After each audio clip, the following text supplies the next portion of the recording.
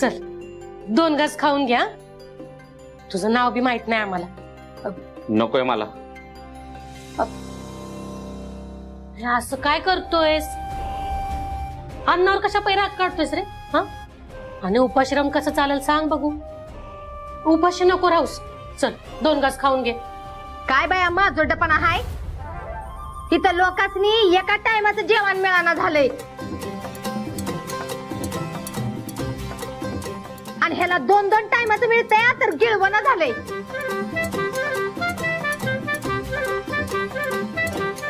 तुला नाही म्हणली मला वाढलेलं खाता येत नाही. ते मला आतमध्ये जेवायला वाढलंय ना, ते खाता येत नाही का असं म्हणायचंय तिला.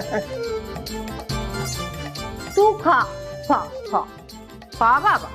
अहो आई, त्याला नसल खायचं तर राहून दे. त्याला लाता खायची असतील लाता. बलम्या तू जरा गप्प बस की रे. आता त्यांना नसल भूक तर कशा पाय खातील ना ते. नकोय मला जेवण. कशाला माझ्यावर जबरदस्ती करताय उगाच. खा बाबा, मी लय खर्च करून ते आणलंय तर तुला खायला लागन नाही कसं. थांब, मी ना मंजूलाच बोलवते. हे मंजू. मंजू आता बाई तूच समजवयास. मी लई समजवायचा प्रयत्न केला पण जेवतच नाहीत बघ. अगं म्हणजे ज्याला अन्नाची किंमत नाही त्याच्या नरड्यात कशा पाय ठाकत्यात.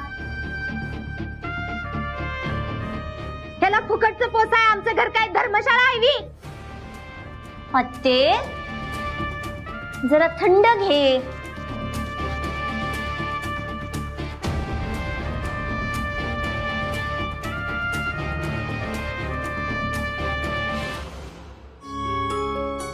खरंच भूक नाही लागली?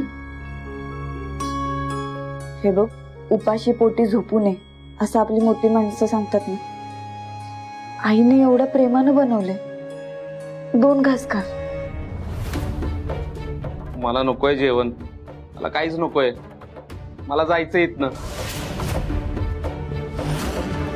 आणि हे सगळं तुम्ही कशासाठी करताय ना मला माहितीये.